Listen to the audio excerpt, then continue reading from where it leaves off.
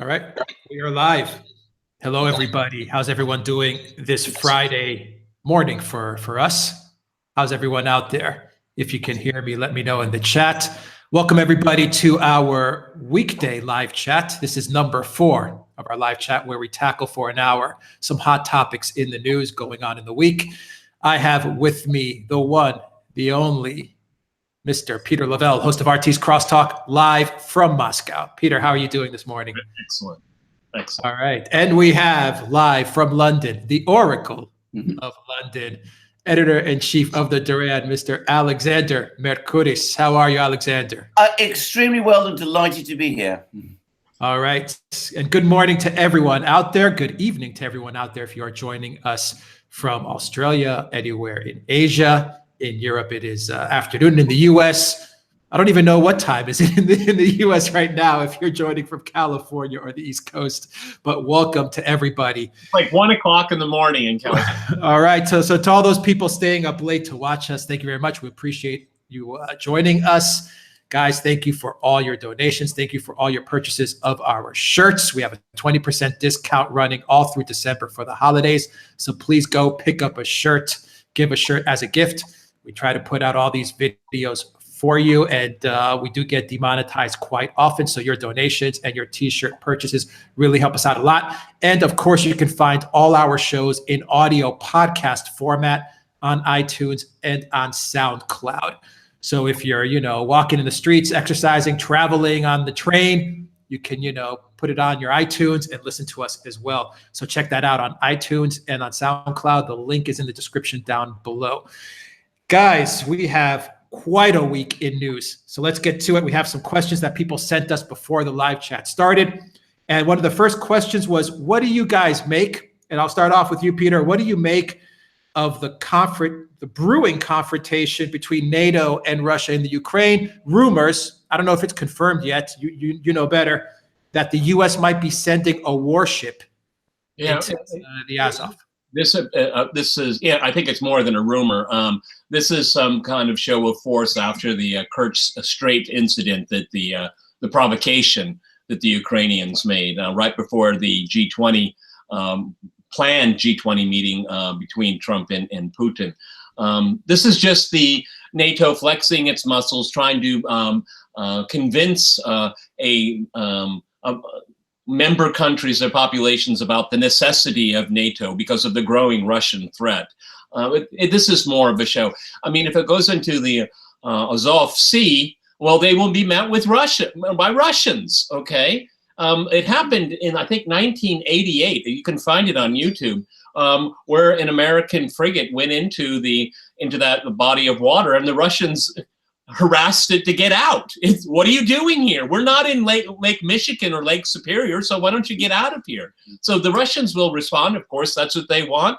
I'm sure all the cameras will be on, and it'll be good for primetime coverage of how Russia's provoking NATO into its own waters. It'll be a fun story to watch. But Russia will, in this case here, it's just going to be very defensive. It's going to be it's going to show its own message as well, as that you can't just with impunity go into Russian territorial waters. I mean, you'll be met. If you send force will be there waiting for you.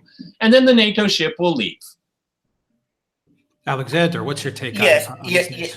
Yes, I mean, I agree with this. I mean, at the end of the day, sending a NATO warship, which means, by the way, a US warship, and I have no doubt that that is going to happen, into the Black Sea. It has happened before. The Black Sea is, to all intents and purposes, dominated by the Russian military. Sending a NATO warship into the Black Sea merely creates a target for the Russian military. I mean, it has no military significance whatsoever. It cannot threaten Russian military positions. It is pure political tokenism, but it is dangerous political tokenism, because you have a very, very disturbed situation in Ukraine. You have a government there that is extraordinarily aggressive in its rhetoric, that is unstable, and which is facing elections in which will probably be voted out. It is already talking wildly about all kinds of threats to itself from Russia, which nobody believes. Sending a NATO warship into the Black Sea is not going to calm it down. It might actually provoke it to do something worse. And that could be bad. In Ukraine, I'm sorry to say that that is also possible.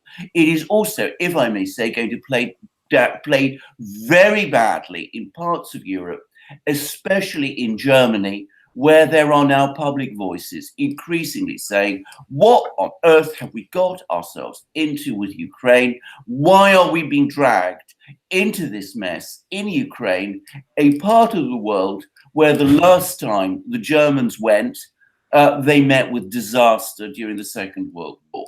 So I think this is a foolish strategy from every point of view. It's foolish from a military point of view because it's not going to achieve anything. It's foolish from a political point of view because it could, as I said, provoke the Ukrainians to do something dangerous. And it's foolish from a diplomatic point of view because it will annoy the Russians and alarm the Germans. So, I mean, it's the worst type of political tokenism. And as we get down to it, we keep hearing the Mueller report is winding down in the United States based on the rumor or conspiracy of Russian meddling in the 2016 election. But this American ship going into the Black Sea is meddling in Ukrainian politics, okay? Obviously, this is being a pitch, a bone being thrown to Poroshenko. And of course, Poroshenko is going to use it as a campaign issue, okay? So more meddling in other people's politics here. It's stoking problems and not projecting stability. That's the motto of NATO. Projecting stability is doing the exact opposite. Well, indeed, in an extreme form. Alexander, does this force Russia to divert some of its forces away from Syria to meet this challenge, or no? Of course not. I mean, it absolutely doesn't. The Russians don't need to divert forces from Syria to meet this challenge because militarily their position in the Black Sea is already overwhelming. We're talking about land-based anti-ship missiles. They have supersonic land-based missiles there. They've got supersonic land-based anti-aircraft missiles too. They have already seen off challenges by US Navy ships. I mean, we should not make the mistake of thinking that this is the first time US Navy ships have entered the Black Sea. They have always found, whenever they go there, that they are, as they say, harassed by the Russian military. They're not being harassed by the Russian military. The Russian military are going to remind them of who already has the superiority there. So no, it will not change the military position in Syria in any way at all. And we should point out to our viewers that the troops and the sailors that are part of the border control element of the military, they're some of their very best troops and sailors. They're highly motivated. They're very well trained. They have very modern equipment right now, and there is a imminent threat. So their eyes and ears are open and they're prepared. We saw that with the Kerch Strait thing. If the United States wants a repeat, they'll get it. Okay, because this is not. See, for the Americans, it's like the empire bluffs. Russians don't bluff. Yes. Haven't you learned that yet? They don't. Well, exactly. I mean, the other thing to say is if they do really try to enter the Sea of Azov, they have to go under the Kerch Bridge. I would expect the Russians quite possibly to block it, which they can easily do. They did it with the Ukrainians when they put one of their cargo ships to block the Azov Sea. The Azov Sea, as Mark Sloboda, our colleague, reminded everybody on our program when we discussed the Kerch Strait incident, is a very, very shallow sea anyway. Sending a US destroyer into the Sea of Azov, it can only maneuver in certain very minor areas. It is an extremely bad idea altogether, risking a confrontation with the Russian military there, where the Russian military has an overwhelming advantage and where the ship could quite easily run aground. And all right, we have to remember also, we'll finish off on this, we have to remember also that the bridge connecting the mainland Russia to Crimea is now a national security asset, and it will be protected at all costs. Absolutely. Yeah, and it has been threatened. So the Ukrainians have threatened to blow up that bridge.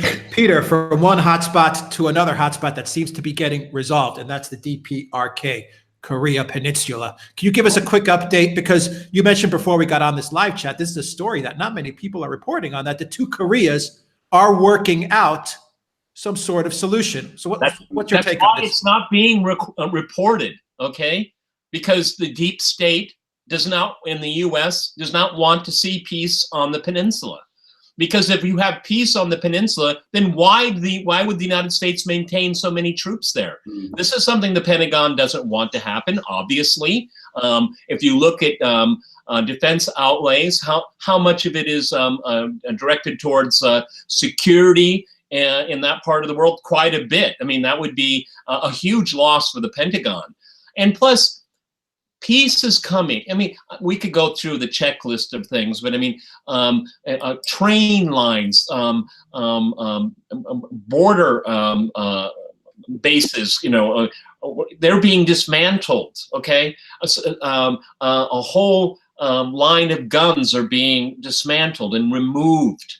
The industrial park that they had a joint venture on years ago is being reactivated here. This is amazing stuff. And it's happening without the United States. That's why the Pentagon is so upset about it, because they want to control the terms and conditions of any kind of geopolitical shift on that peninsula. It's happening without the United States, and that infuriates them.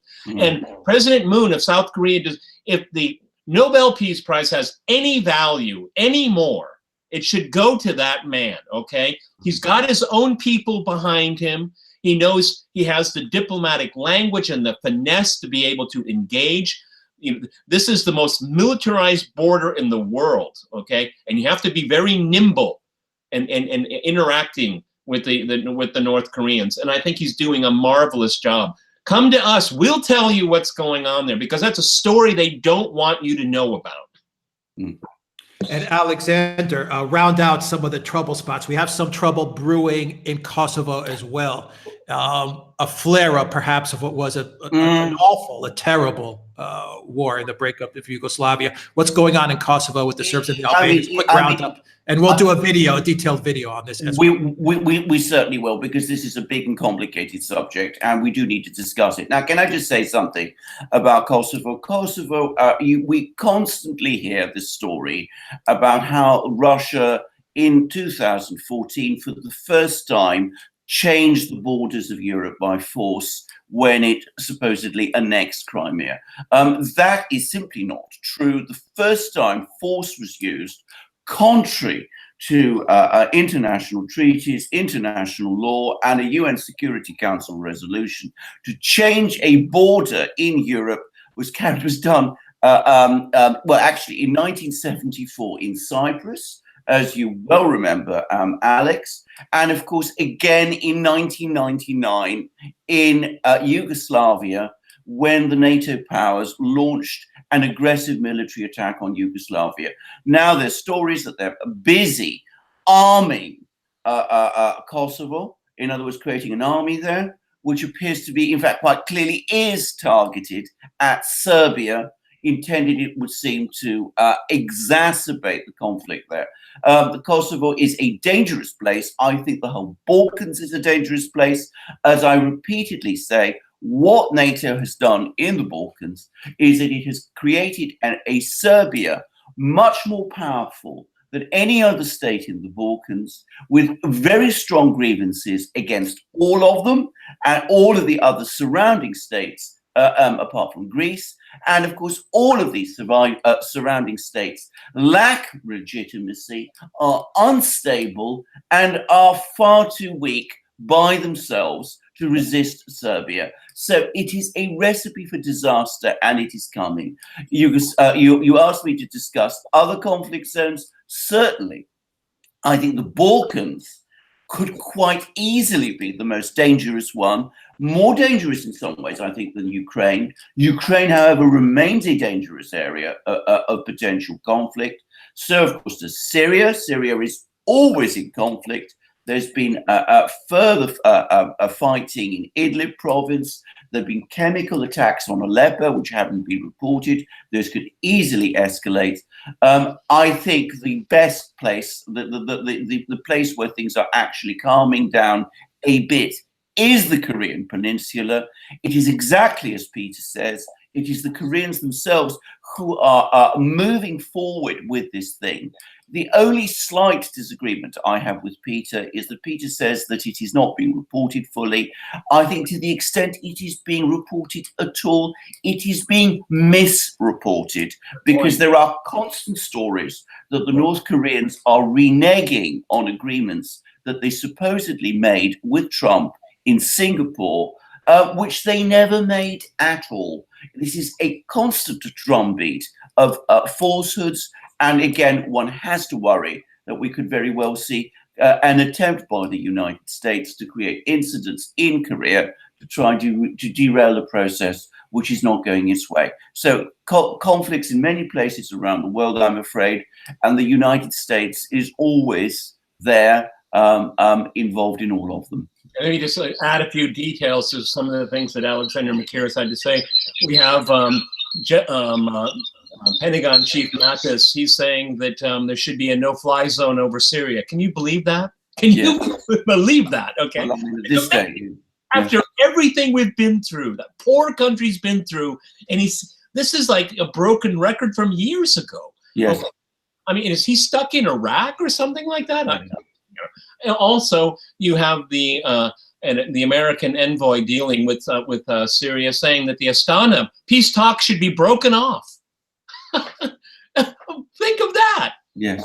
Where people, all of the parties are sitting down and talking and hammering this thing out. Yes. Yes. Why do they call for that? Because there is no American official representative. Indeed. And indeed. Talks. And that means the U.S. doesn't get the outcome that it demands.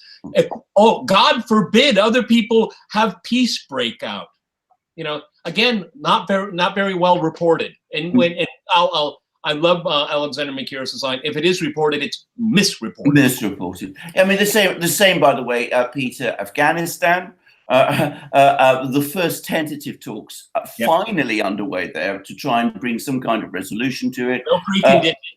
The United States doesn't like them. And of course, we should not take seriously talk about the US scaling down its support for the Saudi war against Yemen. We shall certainly see that intensify. I have no doubt about that. So the United States is involved in all these conflicts, and in every single one of them, exactly as Peter said just now, the United States stands in the way of other people's attempts to make peace, because it cannot bear the thought of peace breaking out anywhere without the United States itself being involved.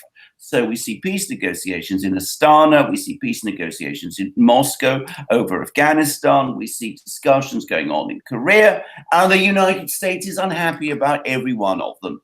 And if any American people are watching our program, I think they should be asking their government why. Yeah, I mean, and talk about all of the Russia is isolated. Really, Russia is its diplomatic corps, very, very professional. Oh, who's going to be running the UN for the United States? What's her name? Heather Nauert. Yeah, wow, there's a real beauty. Okay, to pick. Okay, no experience necessary. Okay, another person, their only foreign experience is eating at the International House of Pancakes. Okay. Really? Peter, you called it, Peter, on a show that we did, I believe. You said that the person they're going to put in as ambassador will just be a token kind of figurehead who will just pretty much execute what Bolton tells him or her to do. And so it looks like that's what we're getting. Yeah, absolutely. Yeah. And so we have a lot of people from Canada. Everyone from Canada, welcome. Thank you for joining us. And I say Canada because Canada, what the hell are you doing by arresting the Huawei CFO?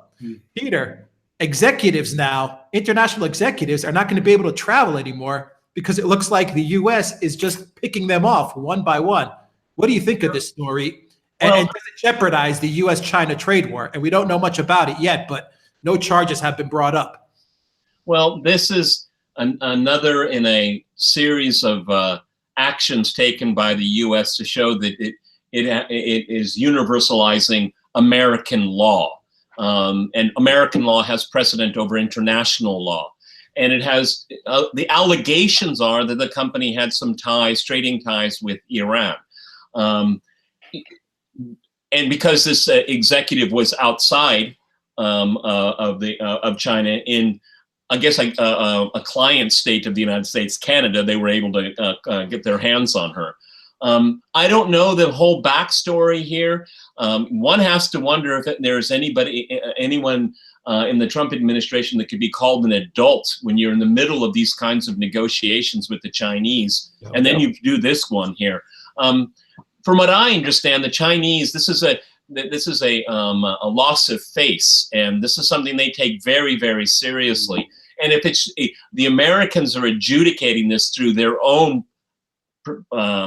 conception of law, not international law, then the Chinese have very good reason to take offense. I mean, this company is what the second after Samsung in the production of cell phones. I mean, this is a major player here, and it's an issue of pride for the Chinese. So until we learn more, like, on the face of it, it looks like a PR disaster when you're in supposedly in very serious negotiations. Let me just point out, since we're on the topic, Trump got zip at G20, 0, okay?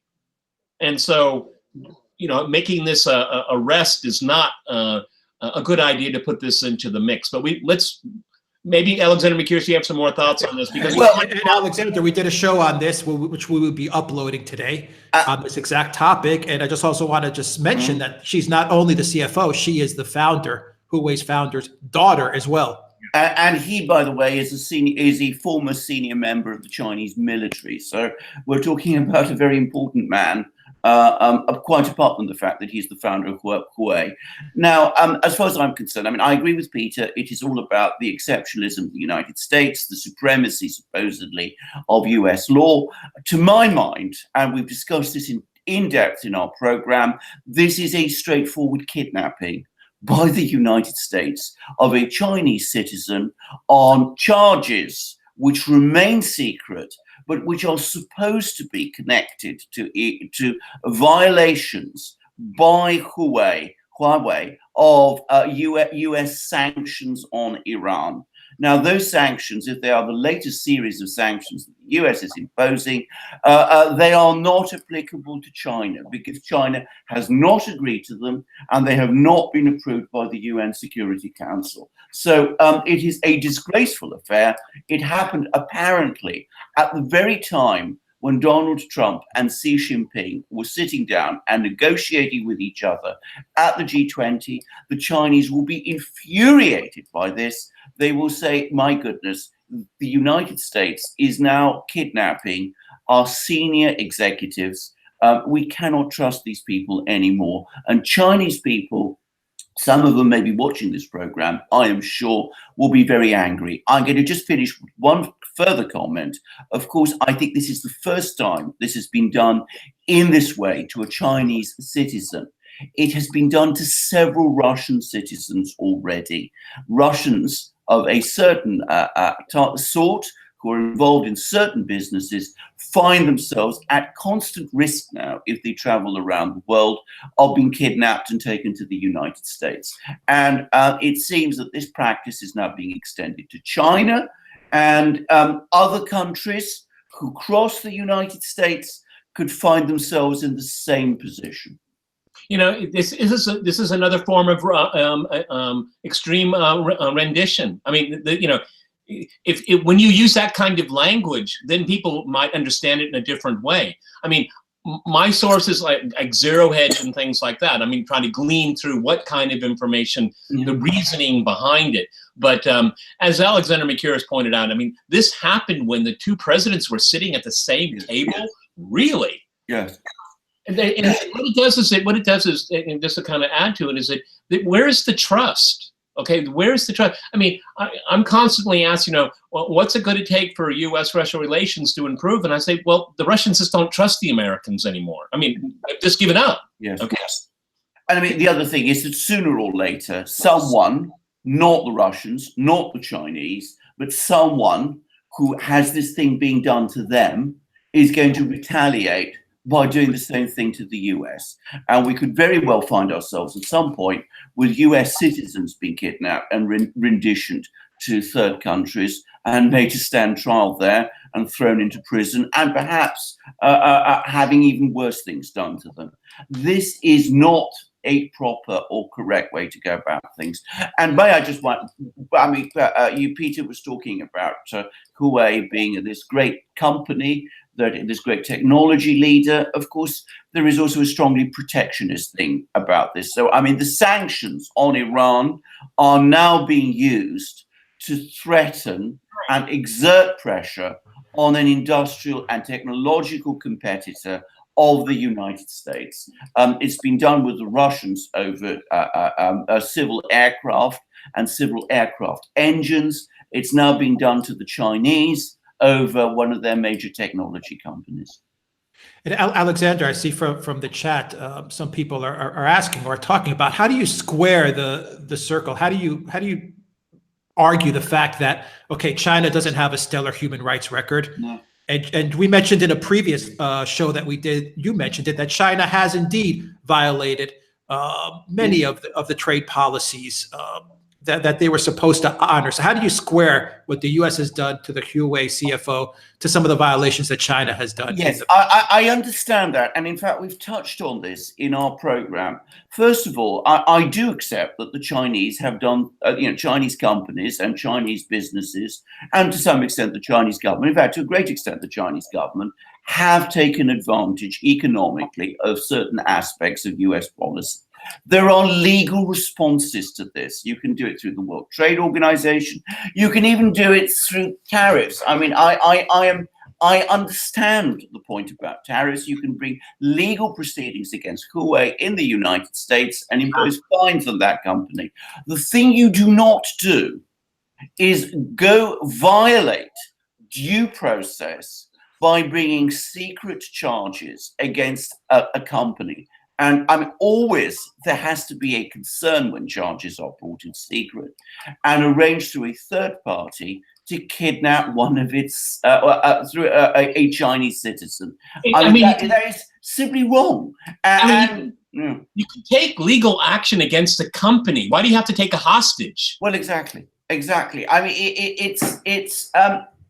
it goes against, if I could say again, the whole principles upon which the United States was constructed. The United States was the great founder of the present system of international law. If you go back to the systems of international law that were being talked about in the 1930s and which were set up in the 1940s, US jurists were central to creating them. The US has always been, throughout its history, up to now, the great champion of due process and rule of law. And it is now setting that aside in order to achieve economic and political and geopolitical advantages. That is a huge error. It is a huge own goal. And to put the United States on the same level as China, actually it's on a far worse level, because the Chinese don't go around kidnapping other countries' citizens in this fashion. But to do that, to say that because China abuses human rights in its own country and some Chinese companies take advantage of the United States, that somehow gives us the right to kidnap Chinese citizens, I'm afraid is wrong. And it is the high road to disaster. All right. It's interesting. Yeah, it's go interesting. Jump in, kind of segue to something else. Mike Pompeo is talking about the establishment of a new liberal order. Again, it didn't get much coverage. RT covered it. And essentially, he wants to just take down, a lot of us have been very critical of the architecture that was built, international architecture that was built after the Second World War. When we're thinking about the World Trade Organization, the IMF, the World Bank, the International Court of Justice, all these things here. We've been critical of these institutions on this program, but he wants to get rid of them and just say our law, again, staying with the same, universalize American law for the entire world.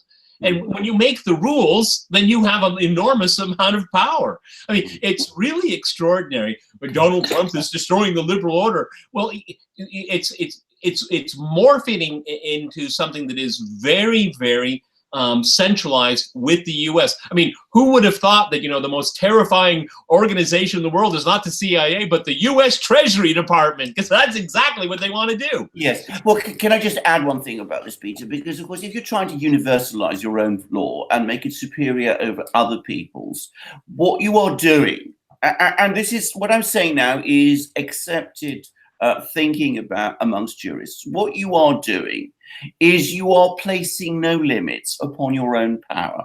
Now, the whole nature of any legal system is that it places limits on the people who seek to enforce it. If you create a system where you set yourself up as superior to other people, you are not creating law. You are creating a system of anti-law. That is not controversial. That is what any jurist will tell you. But that is the road the United States seems to be taking. And as I said before, this is not the right way for the US to go. It will isolate the US. All right. Peter Paxbella would like to know, is France heading for a color revolution? Big topic. Big topic. Act 4. Got a crosstalk on air today on the topic. I find it's very interesting to me what's going on here, because we don't know what direction it's going to take. I guess Saturday will be a tipping point one way or another. The interesting thing for me is that you have these yellow vests. They are in the process of articulating their demands. They've already articulated and expressed their grievances. Now they're on the process of articulating their demands to alleviate those grievances. And all the while, you have a government that is just paralyzed in what to do. They obviously, in every state, you have the monopoly on the use of using force. Okay, and that's what they've gotten themselves down to. So we have a very interesting dynamic being played out right now. Historically, social movements, protest movements like this, it depends on the timing where they get some kind of leadership. And I think for the Yellow Vests, they need to stay very focused on certain policies, articulate it very, very clearly, and don't allow people to see this as a power grab, because you may replicate the same problems all over again. And it's only about, for some people, it may be only about power and not about policy. And I like the Yellow Vests a lot, okay? I don't like what the French call the smashers. Of course, we don't like that at all, okay? I mean, I love French culture. I don't want to see anyone destroy it, okay? But it shows the amazing hollowness and weakness of Macron.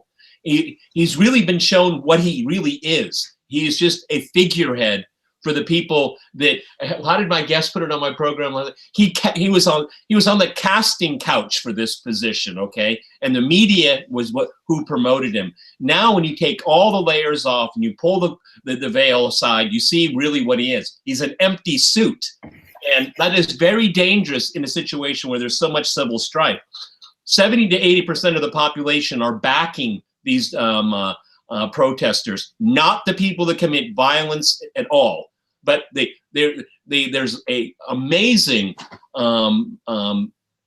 growing consensus that something has to be done. And the government has shown itself over the last 3 weeks completely paralyzed in how to react.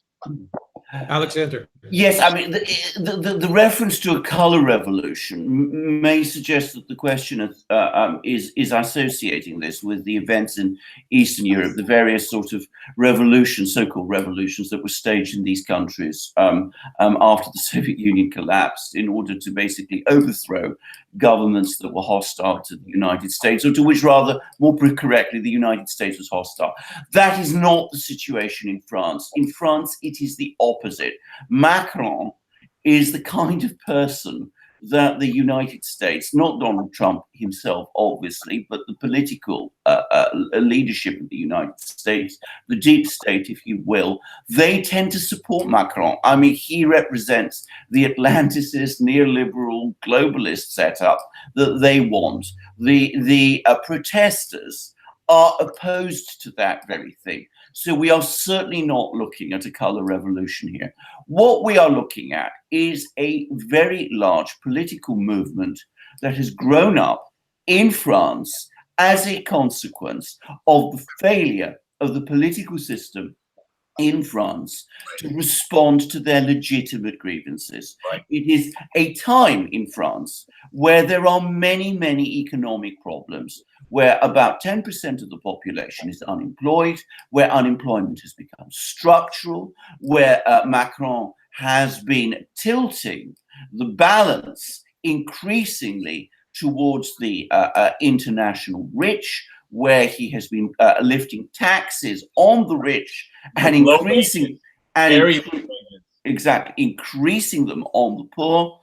There is no response. There is no one in France in a position of authority articulating these things. The parliament has been supporting Macron. Macron himself has been disregarding all counsels and advice to slow down.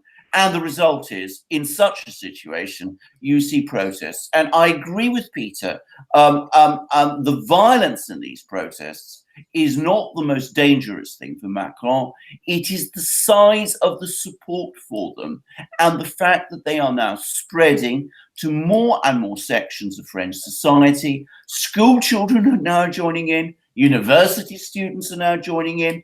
Pensioners are unhappy because he's got pension reforms coming along the line, and he is doing nothing that is telling the French people that he's concerned with them or that he cares about them.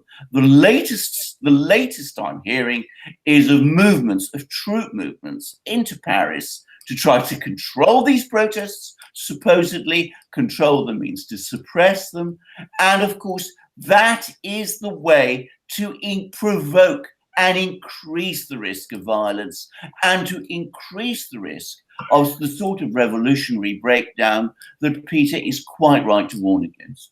You know, the interesting thing is that for our viewers is that, you know, Macron, he is ideologically possessed. Everyone associates that term with me now because he has this neoliberal model.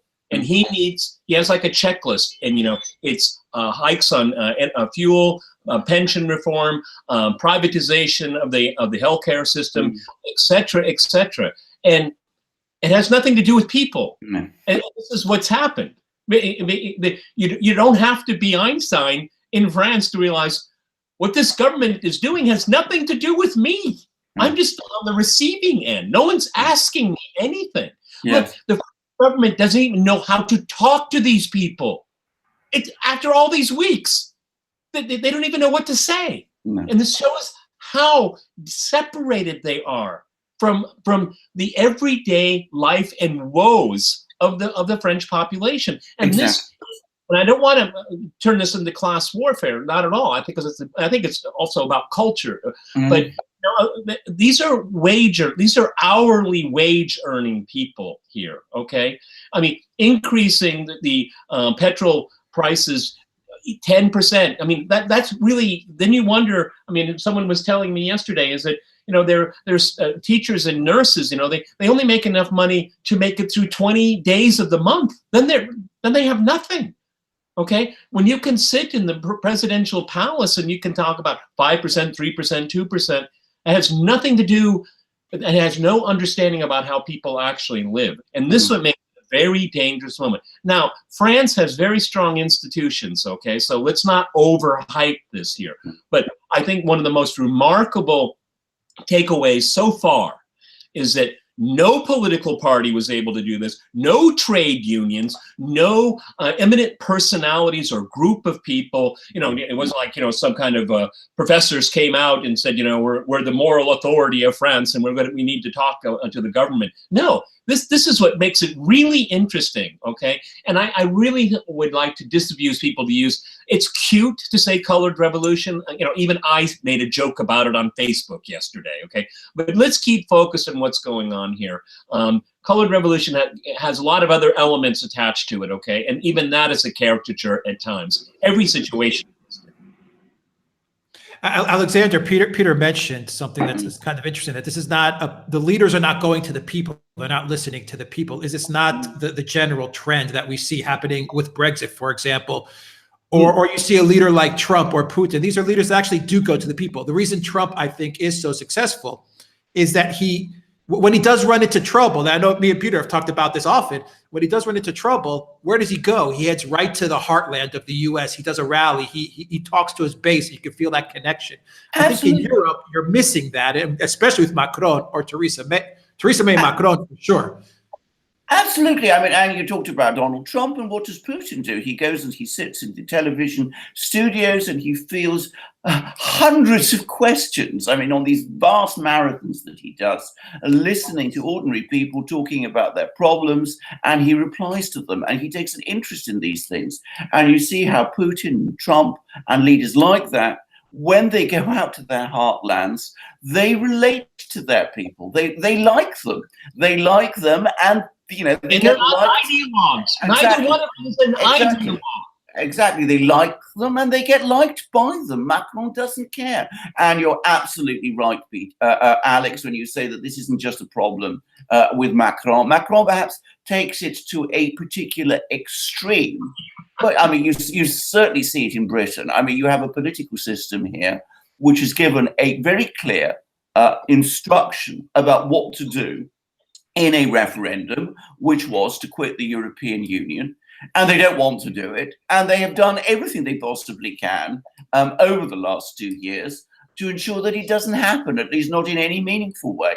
And of course, that makes people extremely angry and very upset. You see the rise of all sorts of people in Britain, like Tommy Robinson, we talked about him, and the kind of traction he's getting is exactly the kind of product of this. And we see the same thing happen in Germany, where Merkel has also been cutting an impossibly remote figure and inviting immigrants from all over the world to Europe and to Germany in a totally arbitrary way, without any proper consultation, without any real concern for what people in Germany, in German towns and German cities and German villages may feel about all of this. And the result, again, is inevitably a political reaction with the rise of the AfD. We see that in Germany. We've seen it in Italy too, where with Renzi and his party that was for a long time in power in Italy, we've seen it collapse. I mean, this is happening right across the entire political system, across Europe, France being, at this moment in time, the most visible example. And Macron, the Jupiter or Napoleon, as he likes to the Sun King. The Sun King, is increasingly looking to me like an emperor who has who's lost his clothes. I mean, that's the way it looks to me. I think it's really important to here stress also, because the liberal media, they're instant in their reaction to this when they see images of protests or riots. Okay, let's be careful. One of the things I got from my crosstalk program that we did yesterday is that at the very end we were discussing about a new political language. So when the liberal media says these are populists, which is of course a dog whistle for fascist, okay? And when you look carefully at these protests in France, it has nothing to do with ideology. It is against ideology, okay? Yes. That's what it's about. And that's why I started answering these questions about interest articulation. They don't have an ideology to fight this neoliberal cage that everyone's being put into. They're dissecting it. And that's why I think when you go to policy, they should stay away from ideology. That will be their downfall, because it is the downfall of the Merkels, of the Mays, and of the Macrons, okay? The people should be more nimble than that, give them a lot more credit than the establishment gives them. And this will create a demonstration effect. This is an antidote to neoliberalism, and I'm all for it. All right, Alexander, we have a super chat from Brody. We see Russia supporting Trump's war plans on Iran by facilitating the oil sanctions by pumping extra oil, quietly facilitating the U.S.-Israeli plans to drive Iran out of Syria. Is this very self-defeating for Russia? No, I don't think so. I think that anyway, we're probably almost certainly going to see a production cut, an oil production cut, over the next few weeks. I mean, there's already discussions about one amongst OPEC in Vienna, and I'm sure that there will be an agreement about this. Now, I mean, if we talk about oil, it is very important to say one thing. I mean, Russia is a major oil producer, certainly. It has a very, very strong interest in stability in the oil market. And this has nothing to do for the Russians with Iran. They have their own interests here. They do not want to see the price of oil rise too high, because their concern is that if oil prices rise to $100 a barrel, as they did a couple of years ago, what that will do is that it will lead to a global oversupply of oil as excessive investment happens, followed by another oil crash. And the problems of oil crashes are extremely bad for countries like Russia. So they want to see an oil price that is lower than that, but which will be sufficient to cover their own budgetary needs. And I think around $60 to $70 is about the optimum price for them. We have to keep in mind here that major oil producers, of course, they'd like to have higher prices, but all of them learn very hard because of price crashes. Yes. They want stability in price. Stability in price creates where you can predict. And once you have predictions, reasonable ones, you can have budgetary concerns, okay? So really what they want is a stable, predictable oil price to make economic decisions at home. Exactly. Now, if I could just talk about Russia and Iran, Russia is completely opposed to US policy on Iran. It has resisted US attempts to get Russia to agree to have Iranian forces removed from Syria, US and Israeli forces from Syria. It is building up its economic links with Iran, which of course is not at all something that the United States wants to see. There is already a deal between Russia and Iran to swap oil for goods. So in fact, far from Russia supporting US policy on Iran, Russia is increasingly looking as the country which is offering Iran an economic lifeline. And the reason the Russians are doing that is quite apart from the fact that they disagree profoundly with the principles of the US policy towards Iran, they also are very concerned about the stability of a very big and important country not far from their own southern borders. So we will see that the Russians will increasingly, quietly support Iran in every way that they can, short of things like going to war with the United States, which they will never do on a subject like that. And it's very interesting here too, is that you see Russia engaging Iran, and you see Russia engaging Saudi Arabia. Saudi Arabia and Iran don't get along. That's an understatement, okay? But again, for stability and to work out reasonable, maybe not everyone gets everything they want, but I mean, here, this is a smart policy. This is a pragmatic policy. Russia's not picking, it is engaging, okay? And that's important here. Yes, can I just say something actually about that? Because I think this is a very important point. I think the Russians are quietly, and I think quite consciously, positioning themselves into a situation where they're going to act as mediators between the Saudis and the Iranians. Now, an awful lot has been said about the way in which Putin went up to Mohammed bin Salman, the crown prince of Saudi Arabia, who's under a lot of criticism and a lot of pressure over the Khashoggi incident, and justifiable pressure. I have no doubt that he was implicated. But Putin went out of his way to show to MBS, let's call him MBS, that Russia remains his friend, or at least is prepared to work with him at a time when he's coming under pressure from the United States. And I think we have now seen the Saudis themselves edge away from a policy of increasing oil to talking about production cuts. I think partly the purpose of that move by Putin was to give MBS political cover so that he could resist the pressure that was coming from the Trump administration over oil and other things. So I think we will see further moves from the Saudis and the Russians over the next few weeks to stabilize the oil market. And I think going further down the line, I suspect the Russians will try to talk to the Saudis and say, look, this feud you have with Iran is ultimately self-defeating. It didn't get you anywhere in Iraq.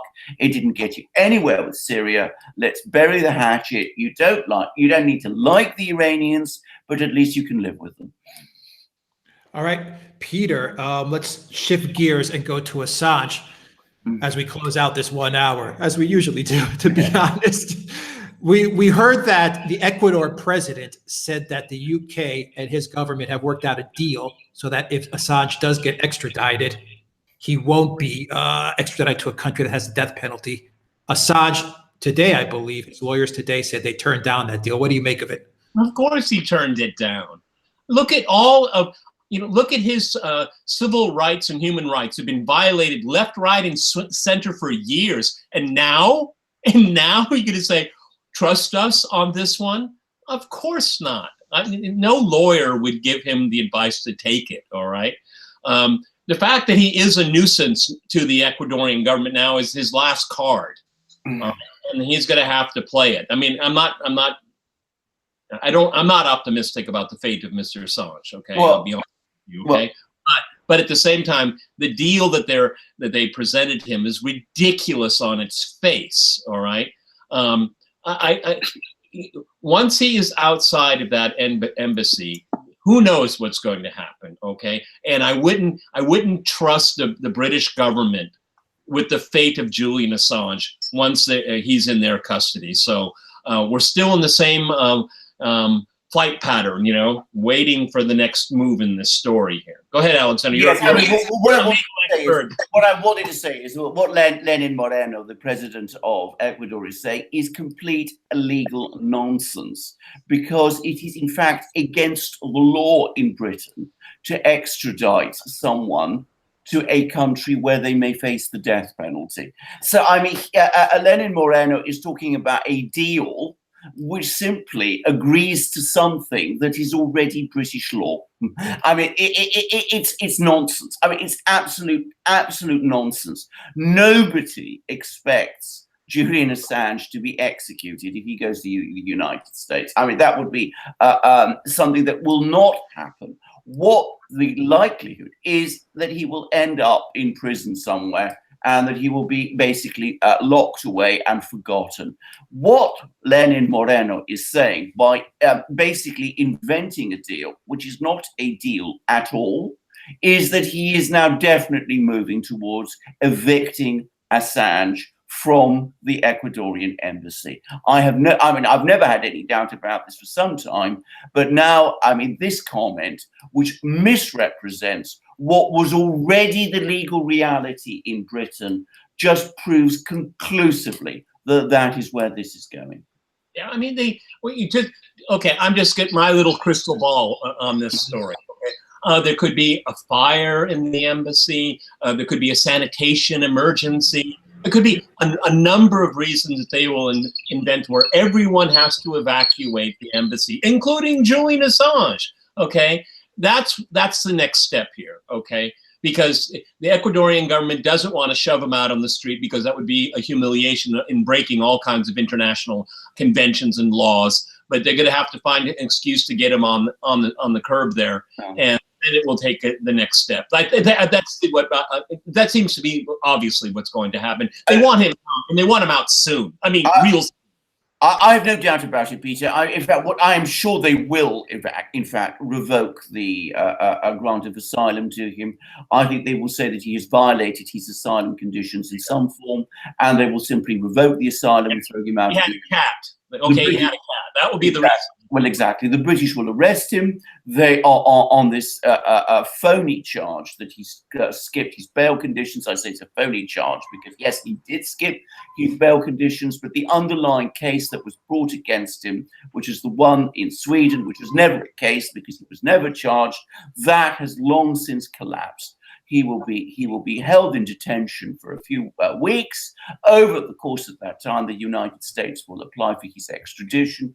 There is a very tough extradition treaty between US and Britain, which basically says that whenever the US wants somebody to be extradited to the US, extradited to the US they will be. And we can put aside any question of risks of death penalties or whatever. I predict that within a very few weeks' time, Julian Assange will be in the United States. He will vanish into the legal system there before a court which will conduct its proceedings largely in secret. And it's debatable whether we will see much more of him. Peter, how will Robert Mueller use Assange to tie up his Russiagate witch hunt? Well, to prove that Julian Assange got the Podesta emails from the Russians. I mean, that's the conspiracy, right?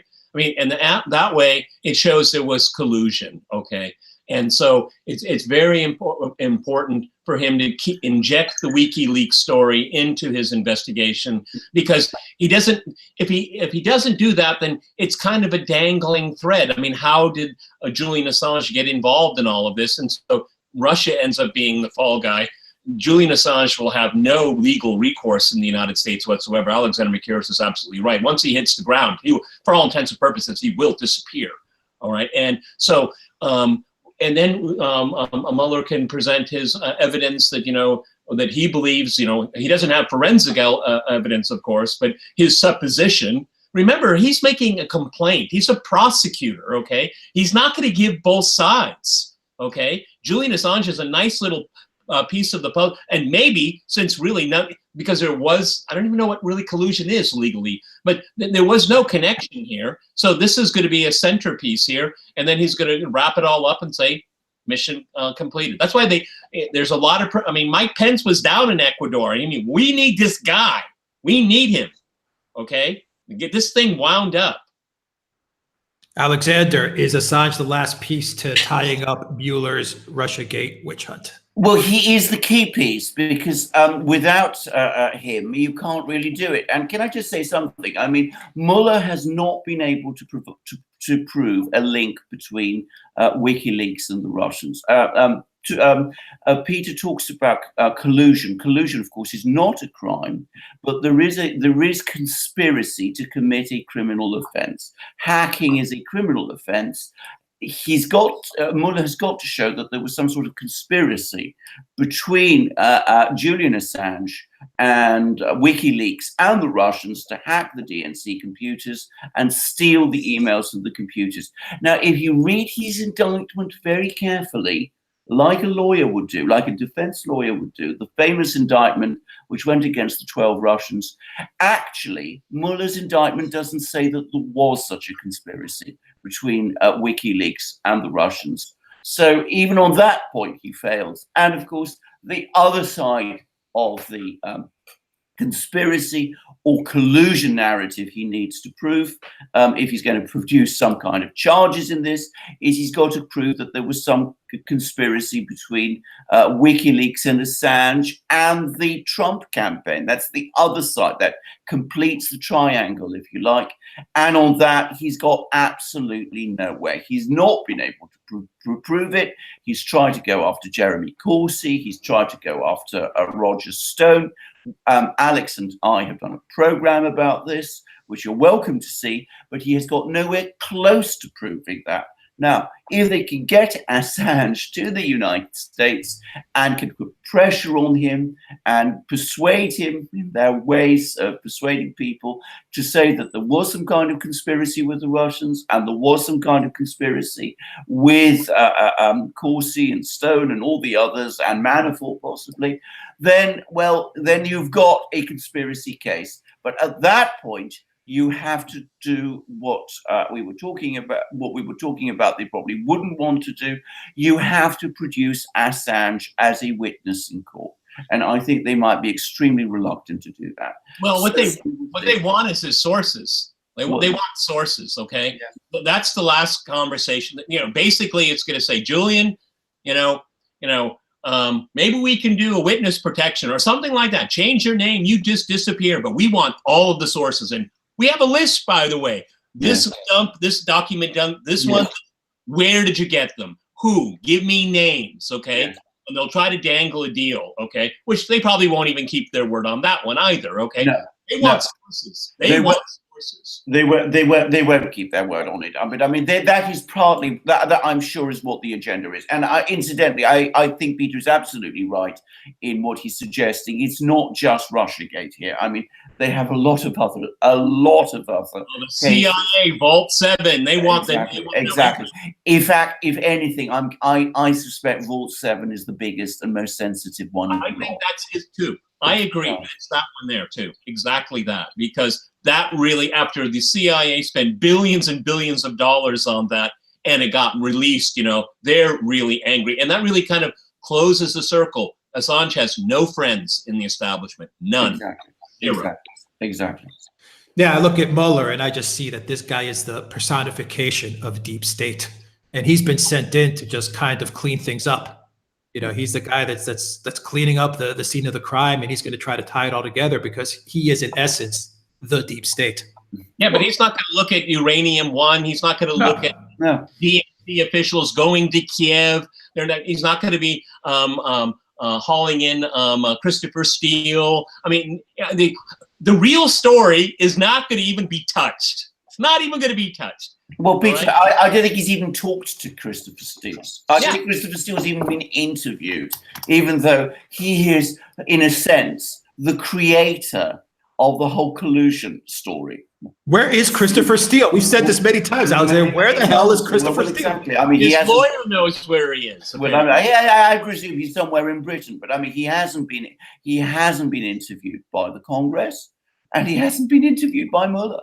I mean, it's most extraordinary. How is that possible? Well, how is it possible? Well, it's possible because this investigation isn't really an investigation. It's exactly what you said, Alex. It's an attempt to conceal the truth. That's what it really is. It is an attempt to sweep away the ugly things that actually happened during the 2016 election, the manipulation of Papadopoulos, the illegal surveillance of Carter Page, the inappropriate pressures that were put on all sorts of people. Rigging the primary against Bernie Sanders? Well, exactly, rigging the primaries against Bernie Sanders.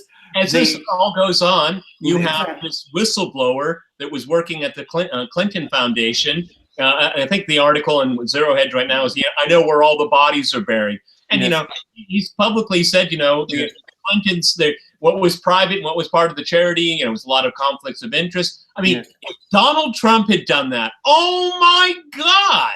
But no, this information, it's in broad daylight, a whistleblower. Did you see it on CNN? Did you see it on MSNBC? Did you see it on BBC? Well, of course not. And as I said, I mean, and the real role of other intelligence services of Britain, of Israel, of possibly Saudi Arabia, of whomever, in the 2016 election, those are the things that Mueller is trying to keep concealed by pursuing an investigation into a collusion narrative that I don't think anybody in Washington actually believes in anymore. Anybody in authority in Washington. Some of them may pretend to. Adam Schiff, for example, may pretend to believe in it. I don't think anybody really thinks there's any substance to it. And the American people have stopped taking any interest. Well, let's just quote Peter Strzok. There's no there. Okay, thank you. That should be the title of a book or a movie. Well, exactly. And of course, Bob Woodward. No there. Bob Woodward, who is a no friend of Donald Trump, who's a famous investigative journalist, the man who exposed Watergate with Bernstein, with Carl Bernstein. He said that there's nothing there. He said that he looked into it, there is absolutely nothing there. But that is what Robert Mueller is still spending millions of taxpayers' dollars investigating. And let's not forget, as I'm looking at the chat, that Julian Assange is Australian, and the Australian government has left him out. Oh, absolutely. They've left him hanging out to dry. And as I said, the US will pick him off, and is getting no help from Australia at all. All right. And thank you, RJ, for your $10 super chat. That is an hour plus 5 minutes. Thank you very much, everybody who joined us for this weekday live. We really appreciate your questions. We appreciate your participation. Smash that like button. Subscribe to our channel. Please spread the word. Share the word about the Duran on YouTube. It really, really helps us, and it helps spread the truth, and it helps spread some really useful and good news that we like to report to you guys. Peter Lavelle, host of RT's Crosstalk, live from Moscow, and Alexander Mercouris, live from London, editor-in-chief of the Duran. What do you guys think about the next couple of days? What should we look out for before we do our big live chat on Sunday? Act four in France. Absolutely. I mean, that's the big event. I mean, we should also keep some eye on this ship that's going to be floating around, bobbing around the Black Sea to no useful purpose. But we should keep an eye on it. Maybe the French could send some yellow vests up to the UK. I think they need them. Okay. Well, we could very well see something like that happening here, Peter. I wouldn't be surprised. I mean, people are getting more and more concerned about this. We will certainly see next week. I mean, on Tuesday, there is the big vote on Brexit in the House of Commons, and the rumours at the moment is that it will be defeated by around 200 votes. Right. So you know, Theresa May could very well be out of office next week. There has been a crisis cabinet meeting to discuss it yesterday, and apparently the ministers came away utterly baffled by Theresa May's inability to come up with any kind of. Alex, I'm curious. I mean, are there a lot of people in the UK saying, "How did we get into this position?" I mean, after all. Peter, there are lots of people saying this, and I mean, I asked myself the same question. But I mean, you know, we discussed it in the program. It is a political class that no longer listens and no longer represents the people it is elected by. All right, guys, join us on Sunday for our big live show. We look forward to seeing everybody there. Thank you very much for joining us for this live chat. I hope everyone has a good weekend and a good Friday. Take care, everybody.